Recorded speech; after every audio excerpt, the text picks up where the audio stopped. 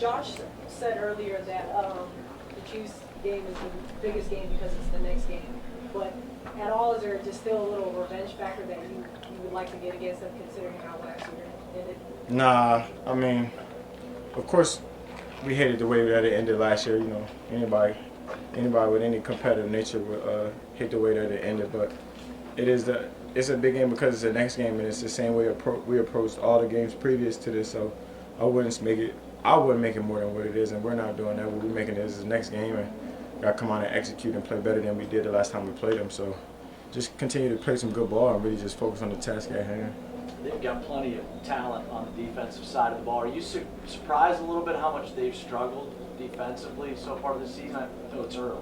Nah, I mean, it's the first quarter of the season, and, you know, with football, you know, you can deal with a lot of injuries. They had some injuries to the guys in the back end and some injuries, I guess, to the D-line. So as far as, like, things like that happening, being able to, you know, adjust, I don't really know how things are over there. So, I mean, as far as, like, being surprised about them struggling, I just watch the tape, and, you know, they still flying around, they still playing at a high level. I mean, no game is the same and no year is the same. So going into this new league year and this second quarter of this season, we're just trying to get a win.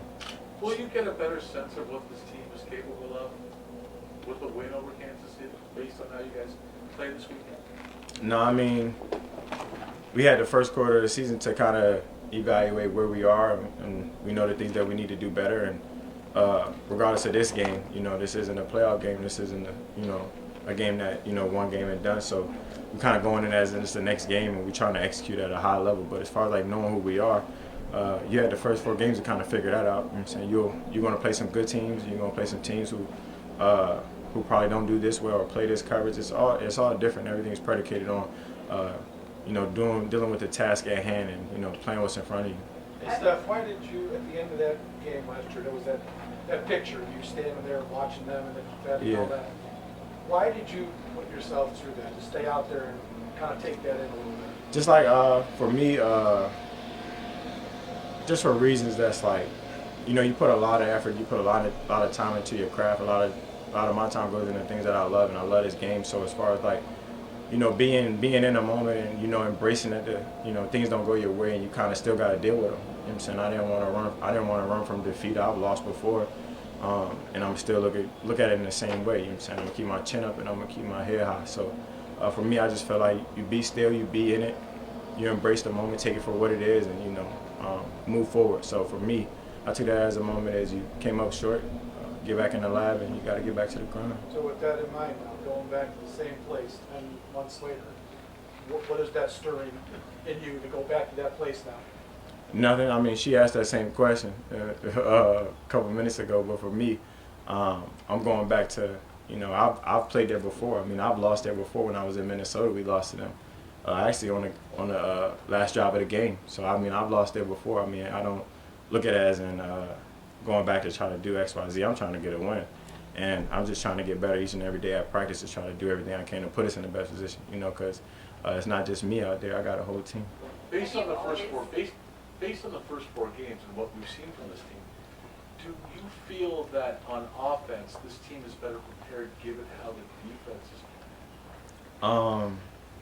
I mean, that's a hard question because, you know, every I can kind of say every year is different. You know, this year our defense is playing crazy. You know what I'm saying, like, but it's not just them. You know, we have a good special teams unit. We got a good solid offense. So everybody's playing cohesive, and you're trying to play 3 phases of football. You play good in all 3 phases, you'll damn sure you'll for sure get a win. You know what I'm saying? But for us, when they're getting turnovers and when they're flying around, like, our biggest job on offense is to capitalize on those turnovers. Like, you don't want to have no empty turnovers. Guys get a pick or have a forced fumble, and you don't get any points from it.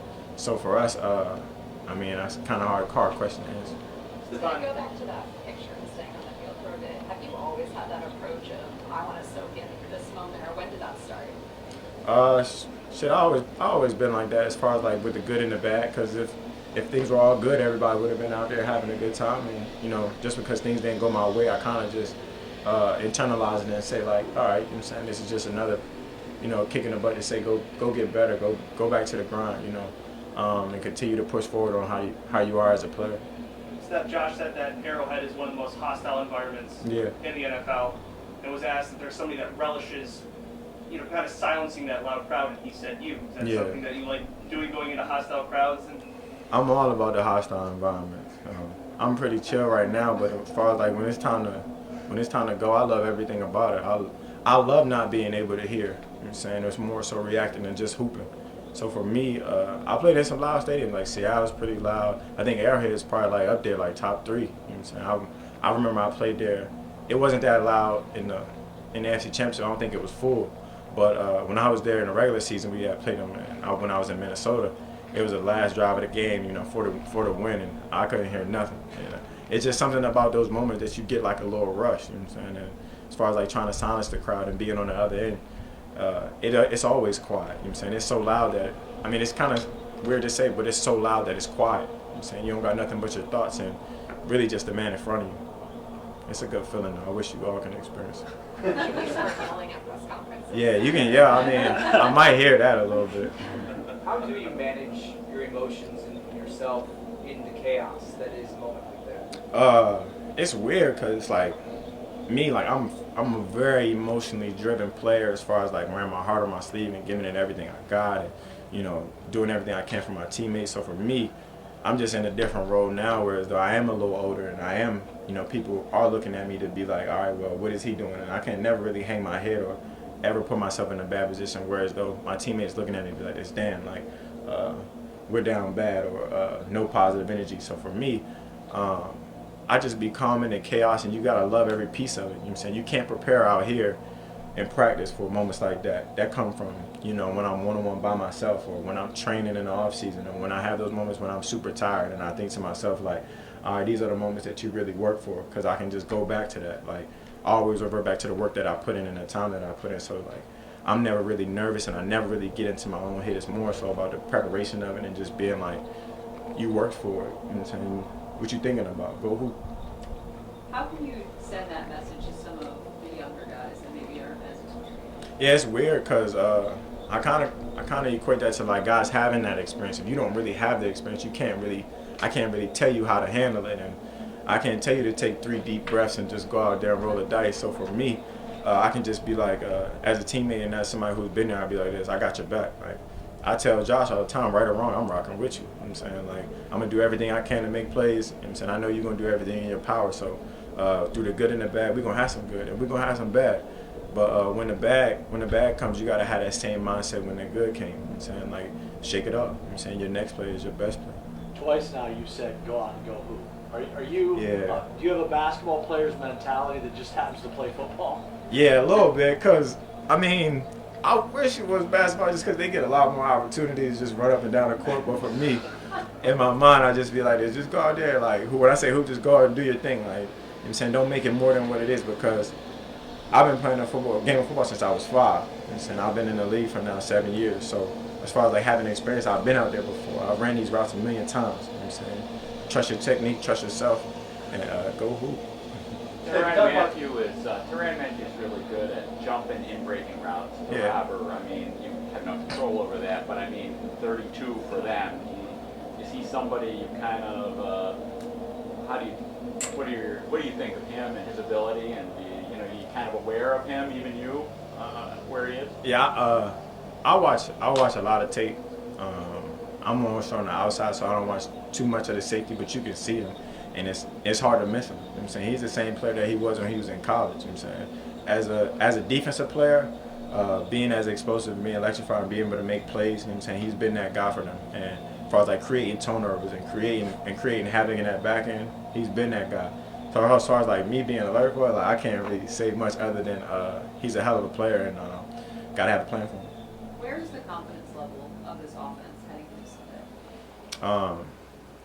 What's the maximum confidence you can have? I'm gonna just say we're more so. I would say you always want to have confidence, but we're more so on the worker bee mindset. As far as like each and every week is a get better, not necessarily we are where we need to be. We're never where we need to be. I see Emmanuel Sanders. I don't know how many years this is for him in the league, but he still motivates me when I get out there. He'd be like this, come on, Steph, because in my mind I'm trying to get myself ready to go, and he'd be like this, come on, Steph, let's go. And he's still on that worker bee mindset of he's never arrived. He's still working at it. And so as far as like confidence, we've done a lot of things well. We've done some things bad. Not so well, at least I'm not gonna say bad, but as far as like working and getting better each and every day, I feel like everybody on the same vibe with that. Steph, you talk about being in the chaos of the big environment. Yeah. When you're a big NFL star, you're in that more than just 17 games a year. It's kind of a 52-week a year thing. Yeah, that's every day. Yeah, exactly. For Josh, it's kind of a new-ish thing for him. Mm-hmm. What is it like to live that life, and then how have you seen Josh kind of acclimate to becoming that kind of guy? It's kind of weird. I think just for everybody, it's different, and how you handle yourself is like you are who you are. Like you're gonna be who you are without, you know what I'm saying, without the attention or with the attention. So for him, I feel like he's been a hell of a player, and he's always been that player that's been super hard on himself. So as far as like having that group of guys around him and those teammates that's gonna uplift him and not tear him down, you know what I'm saying, when good things happen, you know what I'm saying, we got your back, and when bad things happen, we really got your back now because, you know what I'm saying, I'm always gonna fight for my guys. So for me, I feel like he's handled himself extremely well. You know what I'm saying, he's played some hell of a ball. He still throws the ball extremely well at a high level. He still can run. You know what I'm saying, he can do everything he wants to do. So I feel like he's handled it pretty well, but we're all human at the end of the day. You know what I'm saying, even myself. So I gotta get adjusted a little bit too. Hey Steph, after, on Sunday's game, Josh Allen was mic'd up, and at the end of the mic'd up piece, there's a clip of you going up to him saying that you love him, and he says it back to you. Oh, I was about to say that, but that's so soft. Well, no, I mean, how you say you wear your emotions on your sleeve, and you're an emotional player. How much do you share your affection of other guys or encourage other guys along the way, and why is that important to their game as well as yours? I forgot he was Mike. He had told me in the beginning of the game too, but yeah, I didn't want everybody to know that. But You also asked about ointment too. yeah, he needs that. But I don't know, man. I think the only source that it can come from is positive reinforcement and genuine love. Like for me, when you will the good for another person, good things happen for them. You know what I'm saying? Like I'm always gonna be on positivity because I can't imagine how hard it is to be a starting quarterback for any organization, especially an organization that, you know what I'm saying, been winning as of recent. So for me, I just try to let them know that I got his back, you know what I'm saying? And when you push for guys and you want the best for guys, things usually work out that way, you know what I'm saying? And I just try to let a guy know that I got him, and you know what I'm saying? When you will the good for another person, that's love for me. There was also a quick video that the team put out, and it looked like you were having a good time. What was the Where? stop-go thing when you were going back? Oh yeah. We were playing red light, green light, and we were supposed to rehearse it for a touchdown, but we just decided to play it when, I don't know. I think we were winning, but it was from Squid Games. If you haven't seen Squid Games too, it's not bad. It's not a bad I was show. gonna ask him, was it from Squid Game? Yeah, but Squid Games didn't create red light, green light.